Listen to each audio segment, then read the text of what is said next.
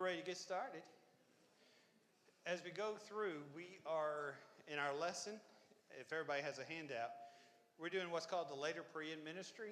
We are nearing into the Passion Week, which is the last week of Jesus.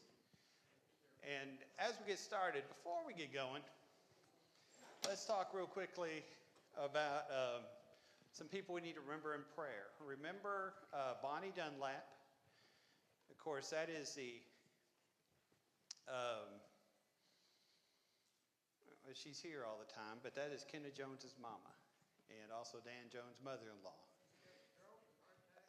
They call it a brain bleed, and it's similar to a stroke from what I understand, but she has some trouble with her eyesight right now, and some trouble, I think, with her left hand, and I think it just happened Friday or Saturday, so they don't know all the effects and all the what comes back or not.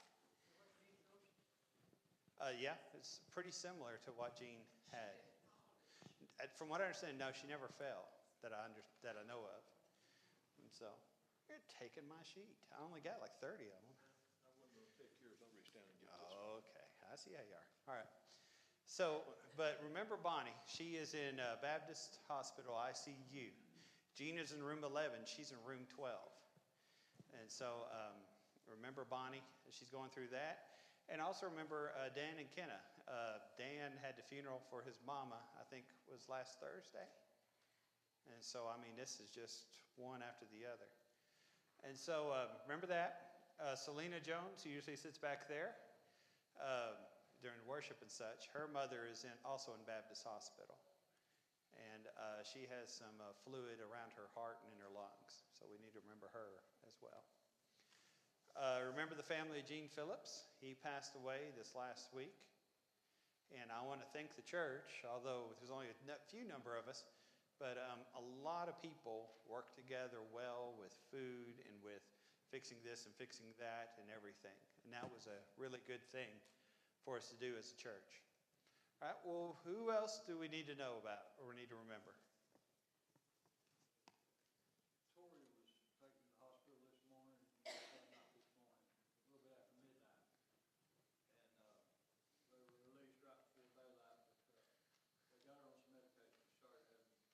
Seizures.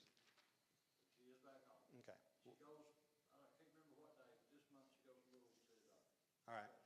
Tori, we know her as Wood. She's Cherry now. She married just a month ago, but she has, it's not epilepsy, but it's some sort of seizures that come. And so she's going to be going to the doctor. So remember her in prayer, if you will. Where is it her husband preaches? Longview in Dixon, Kentucky. Longview in Dixon, Kentucky. All right. Okay. He does a good job, too. Audie's a good fella. All right. Who else do we need to remember? Okay. I need to pass this around. It's a holiday helper thing. As you know, we got the little tree in the back, and you can pull off a critter off of that. And if it's a certain color, it's clothes. If it's another color, I think it's toys. And then also, we usually pass this around in class for a few weeks. If you have any spare money, put it in here. Like we all have spare money, huh? But if you have money, put it in here, and we use it for some additional gifts and some additional fill-in with all the stuff that we help. We help, how many families is it? I think we have about 20 or 25 right now. Yeah, somewhere in the range of 25, and that will grow. And so that's a really good ministry that the church does, and that works well. I'll start over here. All right, I'll start down here. And just pass it around, and we'll see what we can do. All right. Next week is the Manly Men Party. That's Sunday night. Remember the rules, right? Rules are wear flannel or camouflage, right? Or sweatpants. Sweatpants are acceptable. Rule number 2 is we're going to meet in a bus barn. Unless it's snowing, then we'll meet outside. Right? Rule number 3 is if you killed something and you bring it, we're in the front of the line. If you bring something with vegetables, you'll be asked to leave. I actually had somebody come to me and said they had a deer stew and I had some potatoes and asked if they could come. And I was like, we'll allow it. All right? And then rule 4, bring a $10 we keep messing up the announcements. We don't need toys, we need tools, right? Bring a $10 tool and we'll do a gift exchange. Last time we did this, my tools were, that I got, baling wire and duct tape. And you would not believe how much I use those. Everybody was fighting over drills. I was like, give me the duct tape. But, huh? Well, yeah, I don't know how that happened. It's the 9th. Yeah, it's not tonight. It's next week. So don't come to church tonight in sweatpants. So that's next week. I don't know about coming to church in sweatpants next week either. But after church, I'm not sure how that happened, Jerry. The sad thing about me is I communicate for a living. And sometimes you see what comes out, and you think, what in the world? But it is next week is when that will be. That is next week. All right. Now back to class. All right. We are going back and forth from Bethany and such. And as he returns again, I think you're looking at the beginning of John 1. You see the warning about Herod Antipas. This idea, let's read there in number B, okay? Jesus has asked if only a few people are going to be saved. They're remembering what had been said at the Sermon on the Mount. Remember, enter the narrow way and everything. And he uses a word. He uses it 3 times, even though it's translated differently as we go through. And that word is strive. He's talking about how hard you have to work to get in. Who is it that doesn't make it? Some people won't make it to heaven because they start too late. They wait until the last moment. Okay? Is that a danger today? It sure is. Some people don't make it because they strive on their own terms. You ever see people who have their own terms to God? That doesn't work well. And some people won't make it because they're not genuinely seeking. They are hypocrites and they are just going through. And so Jesus warns them about those things. All right, now coming down to this next part, Jesus is invited to a feast of a Pharisee. You recognize as we're going through a big feast here in Jerusalem how crowded it's going to be. Everybody's holding these big feasts, and of course it's pretty cool if you get Jesus to come to your feast. As Jesus sits there, he has a lesson. He says, when you walk into a room, do you need to go sit in the most important place? No. Why not? Okay, they ought to be the same. But if you are not as important as somebody else, the guy comes up to you and says, you're not important, move out. That's awfully embarrassing right there, right? So Jesus says instead, do what? Sit in the back or a place of dishonor, and then allow the host to come and get you and bring you to a better place. All right, what is the application of that we're working with as far as the church? Yes, sir? Oh, yeah. Don't think that you're the most important person in the world to begin with. What's the problem that happens a lot of times with us? We got what's called an I problem, right? What's the middle letter of the word sin? I, because I has it, as Marshall Keeble used to say. We have a problem with the I's.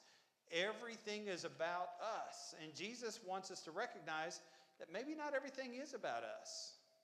And that's a severe problem that we got. Maybe not everything is about us. And so Jesus gives that lesson. It's kind of neat to see how that object lesson is working. All right? Now we're in the book of Luke. Luke chapter 15. You got the lost sheep, the lost coin, and the lost boys, right? Now, each one of these is insignificant. That's the point. You read Luke 15, 1 and 2, the Pharisees are upset that Jesus is spending time with sinners and tax collectors. Not good stuff. And so, I did that because I forget. All right. So as these Pharisees are saying, why do you talk to these kind of people? Jesus says, let me tell you about a parable. You got a fellow who has 100 sheep. And as he has those 100 sheep, he loses one. Now, farmers would say maybe a 1% loss in your livestock. Maybe that's not that huge of a deal. You know, you don't want to have any loss, but if you lose a little bit, not as bad as it could be. You're going to experience some loss. But this shepherd, did I turn off my microphone? I did. There you go. go. Man, I'm glad y'all are technologically available. Y'all know what y'all are doing. I have reached the age, you remember when we were young, where your parents had to come and have you set the VCR, right? I have reached that age. I got to go find a kid to fix anything now. I'm like, why does my cell phone do this? You know, my kids just roll their eyes. I've become my parents. All right. Here you are with your sheep. A shepherd is not your regular rancher or farmer, because this shepherd loves his sheep. One rule as a farmer, never name the animals, right? We raised some pigs when I was a young lass, and Dad had some plans. He named one pig Money and the other pig Cash. Guess what he was after, right? Of course, I don't think we made any money, but we ate a lot of bacon. But what I liked about it was we'd be sitting around the table, and if we'd run out of bacon, I would look at my sister and I'd say, oh, Cash, I bet that was part of his leg that we had always pet. And she would not eat it. And so you got more bacon that way. That was kind of one of those things you could do. Well, this shepherd named his sheep, and so he cared for it, and so he left the 99, and he went and he found a sheep. Jesus is saying, God's this way. You may not think these people are important. They are important to God. Then you have a little widow lady. The little widow lady is broke. She's lost a coin. What does she do? This is how major it is. She cleans her house, right? She sweeps everything, cleans and looks and looks and looks and looks, and she finally finds it. She wants to throw a party because she is so excited. Now, these rich Pharisees, are they going to care about a coin? No, they are loaded. If you lose $1 here, $1 there, maybe not as big a deal. But to this widow, every penny counted. Jesus says, I want you to realize it's this way. Now, you have, remember Luke 15, 1 and 2, everybody's upset. Jesus is talking to these sinners. Now you have a guy who in the Jewish mindset is a scumbucket. He has dishonored his father by wishing he was dead. Not only that, took all that money, went and lived with Gentiles, lived as a sinner, spending his money on harlots and every terrible sin you could think of. Ran out of money, ran out of popularity, makes him even less appealing to these Pharisees. And now he's sitting in a pig pen, the nastiest place a Jew could be. And not only is he eating with the pigs, he is lusting and fighting over what the pigs are eating. All right? In the Jewish mind, is this guy even human anymore? No. But Jesus says, listen, this sinner, this untouchable person comes back to the Father. And what's the Father's reaction? Runs to him, covers him with a cloak, gives him sandals, throws a party. My son is back. He may not matter to anybody else, but he matters to his father. Now, what's the older brother doing? Man, I've been here working. I've been treating my family the way I should. I'm not wasting money. And they never even killed the goat for me. All right? And what's the father say? You should rejoice. Your son, your brother was dead, and now he's alive. You see how those three parables work together? The lost chapter. Jesus is saying, you talk about these people who are untouchable, who nobody loves. You got to realize God loves them. They matter. And that's something we've really, really have got to know in church. Okay? 3 more parables. The unjust steward. All right? This one gives us issues. Holy free holies, he gives us issues right here, right? You've got a guy, he is working for his manager, and he realizes he's about to lose his job.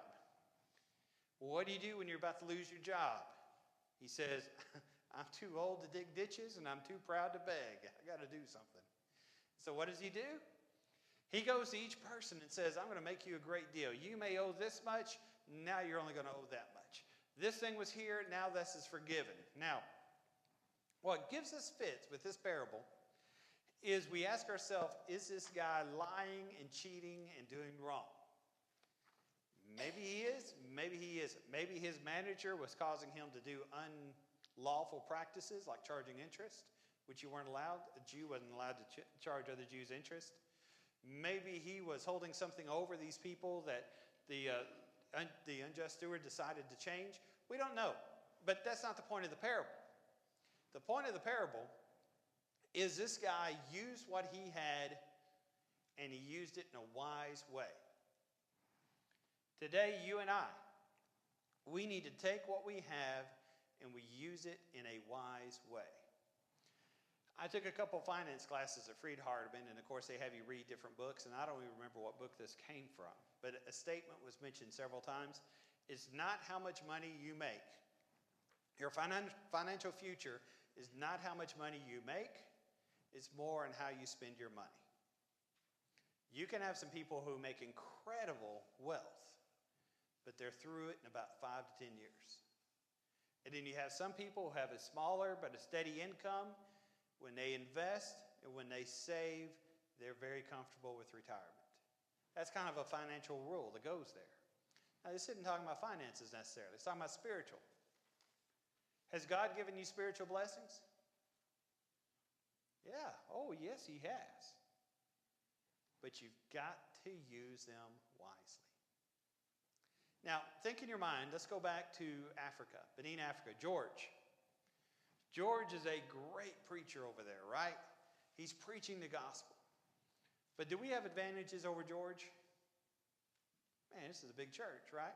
And we got a lot of technology. We got a lot of blessings. But have you ever noticed that sometimes we're not as active as George is?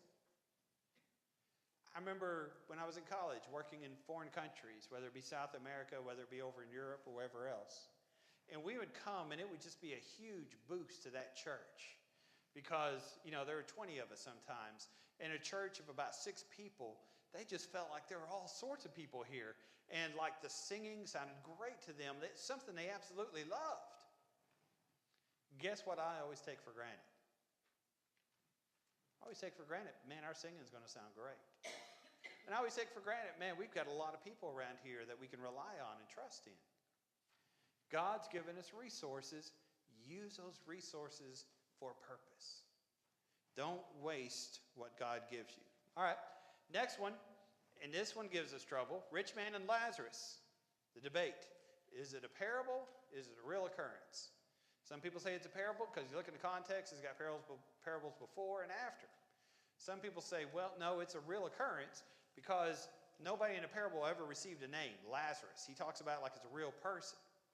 Secondly, a parable is an earthly, or it's a heavenly teaching with earthly teaching with a heavenly meaning. Jesus pulls stuff out of the hat here nobody knows about. Nobody's ever seen purgatory and where the rich people are and poor people are, or the good people are and bad people. This is just totally off the wall stuff. And so it doesn't look like a parable because Jesus uses earthly things in his parables. But regardless, the lesson's the same. Here's a rich man who lives with sumptuous food. Everything is perfect for him. He's got it made. Then you got Lazarus, who's outside at the gate, starving to death, begging for the crumbs that may roll off this table. He's digging through the rich man's trash, hoping that he can find a meal. It's so bad the dogs lick his wounds. Are they eating him? Maybe. Do these dogs just feel sorry for him? Maybe. But his life is miserable. Guess what happens to both people? They die. Okay? The rich man has a funeral and he is buried. Great honor. He awakes in torment. Lazarus, when he dies, the angels come and pick him up and carry him to glory. About 10 years ago, I wrote an article for the Gospel Advocate. And one of the things I said in that article is for many of us, the first time we'll ever see an angel is when we die. Because you see here, when a righteous man dies, the angels pick you up and carry you to paradise. It's kind of a neat picture there, isn't it? Anyway, and so Lazarus is sitting there in torment. He sees, the rich man sitting there in torment. He sees Lazarus. He's like, Abraham, tell that boy, come down here and give me some water. He's still got in his mind that Lazarus can just be used for whatever. And of course, that's not going to happen. And so the rich man, seeing his condition, says, I wish I could go back. I need to go tell my brothers how they need to live. And of course, he's told even if one came back from the dead, they would not listen. Looking forward to Jesus, right? Okay? Quick aside, mentioned this 2 Wednesday nights ago. Ghosts, if they existed today, being aware of this story. If you had a ghost in your house, is a ghost going to be worried that you're in their house or that you're in their area of the woods? Looking at this passage, if you have a ghost, what's that ghost going to be telling you? What's important to that ghost? Yeah. He's going to go spooky, spooky. Ooh, go to church. That's what he's going to be doing. All right? He's going to say, listen, get yourself right. Yeah, get yourself baptized. He's going to be focusing on spiritual things because he's going to realize the importance of stuff. And so unless that ghost is following after you saying, better obey the gospel. All right? Don't worry about the ghost so much. Okay? All right. Now, going along, John 11, beautiful passage. Jesus is right outside of Bethany, where his close friends live. Now, well, he's actually a far distance away. He's in Judea at this time. And he hears that Lazarus is sick. Okay? This is a big deal because Mary and Martha take care of Jesus every time he comes to Jerusalem. These are his closest friends. These are people who do a lot of stuff. They feed his apostles. They take care of him. And they send a note, hey, Jesus, we need you bad. Our brother is sick. Lazarus, the one whom you love. Jesus doesn't come. And he waits. Finally, the message comes, he's asleep. And the apostles say, great, he'll get better. No, he's dead. Jesus returns. Martha, type A personality, meets him and says, if you would have been here, my brother wouldn't be dead. Jesus begins talking to her about the resurrection. And what's interesting is Martha gives the most complete confession of Christ found in the New Testament. She talks about how Jesus is the Son of God. She still has faith, even though she's angry at Jesus. Of course, she goes and tells Mary, you need to come, and Mary sees Jesus. And you can see everybody's talking about this because everybody's bringing up the same thing. Jesus, if you would have been here, Lazarus wouldn't have died. Well, Jesus comes to the tomb, and you see that his heart is moved. He grieves. He weeps, right? John 11:35. He tells the people, remove the stone. And they're like, it's too late. He's been dead 4 days. He's not going to smell good. And he says, remove the stone. And he cries out, Lazarus, come forth. Lazarus comes out, and he says, remove the grave cloth. He's alive. Now think as you look through this. We oftentimes talk about everything that obeys God. Your pecan tree creates pecans. Why? It's pecan tree. God said you create pecans, and so it does it. The sun and the moon and the stars, they shine. The earth rotates. Why? It's God has told it to do that. The birds of the air, the animals of the field all act like they should because that's the way God designed them. Here, we see that dead people always obey Jesus. Jesus says, come forth. Guess what? Lazarus comes forth. We see in John 15, or 1 Corinthians 15 and 2 Thessalonians, when that shout comes from heaven, the dead will arise. There's only one thing in this entire creation, universe, that disobeys God. Guess what it is? People. Why did God create us that way? Through free choice, free will, we bring glory to God. But that's something really interesting to ponder. The highest point of creation, mankind, is the only thing that can disobey God. Now, we can quibble about angels and everything else, but that's the highest point. Now, John 17, when you're doing the life of Jesus, here's the issue. You're coming through Jericho, but this is nearing the period ministry. So we don't know exactly where Jesus is going because Jericho is in the other direction, even though other parallel passages say he's coming back to Jerusalem. McGarvey points out a small town named Jericho near Jerusalem, and he says this is the Jericho we're talking about. Other people say no, he's going in this other direction. We're not exactly sure, but it's okay. We're just dealing with these 10 unrepentant, or these 10 people with leprosy, and later Zacchaeus is what we're working with here. But you get 10 people with leprosy who stand afar off, crying out to Jesus. Jesus says, listen, I want you to have faith. You go to the priest, and he'll declare you well. And so the 10 go, and which one comes back? The Samaritan. All right. The point Jesus is making here, not only the fact that we should have gratitude, and this is what we read every Thanksgiving. Pharisees, for the most part, are righteous religious people. Are every one of them that way? No, they're not. They're not all Nicodemus. You have some who are corrupt. Samaritans were, for the most part, evil people who believed false doctrine, who hated the Jews. Were they all that way? No. Our society and culture teaches us that we fit in with everybody else we're around. All people of a certain race, we act like a certain way. They don't. All people of a certain social class act a certain way. Are all Christians righteous and good people? There's some hypocrites. Are all sinful people absolutely, completely bad? No, there's some good people in there. They may be lost, but there's some good people. All right, now parables on prayer. We've got 2 or 3 parables here. There's a widow who needs something from a judge. We're on the letter I here. And the judge doesn't care about her, and so he ignores her. She brings it up, and brings it up, and brings it up, and brings it up. The judge doesn't care about her one bit, but the judge is going nuts. Was that the bell? Okay, the judge is going nuts, so what does the judge do? He gives it to her. What's God telling us here? God is a righteous judge who actually listens to us. Don't give up in your prayers. Pray to God until he tells you no. Then, of course, you have the tax collector and the Pharisee who are sitting there in the temple.